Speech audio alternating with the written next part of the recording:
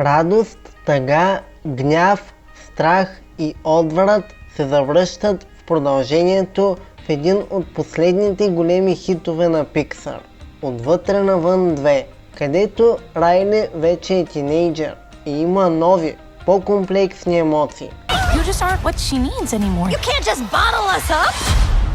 We are suppressed emotions! А именно тревожност, завист, досада и срам. В продължението Радост отново е главният персонаж в историята, но се личи, че тя вече приема останалите емоции като равни заради събитията от първия филм.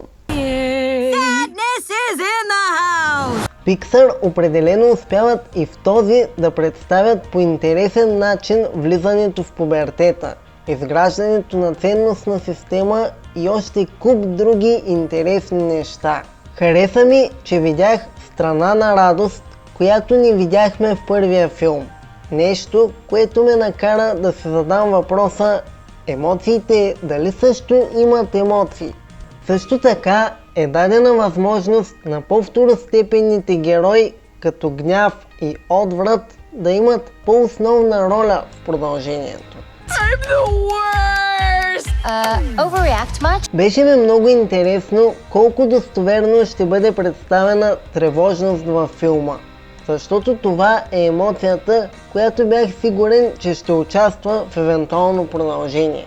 И мога да кажа, че за мен тя е представена акуратно. I'm anxiety.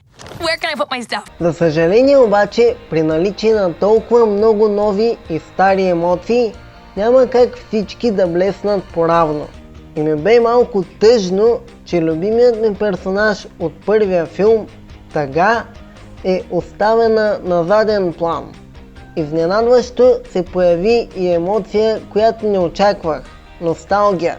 Макар и за кратко, появата й беше много забавна. Remember when we all finally came up to headquarters? That was like 30 seconds ago, nostalgia. Yeah, those were the days. Другият ми проблем в филма бе, че в началото на третото му действие създателите не знаят на къде да поемат, що се отнася до основното послание на лентата. Нещо, което в течение на въпросното трето действие се изчиства, така че не е чак толкова зле. В заключение, с радост мога да кажа, че Inside Out 2 е добро продължение, с нови запомнящи се герои, интересно представени концепции и силно послание. Моята оценка за Отвътре навън 2 е 8 от 10. На вас, кой от двата филма ви допада повече? За мен все пак първият е малко по-добър. Кажете ми в коментарите, ударете един лайк, ако видеото ви е харесало, и се абонирайте с камбанката, за да не пропуснете новото съдържание. Аз съм Симеон, това е Cinema Town и до следващия път. Чао!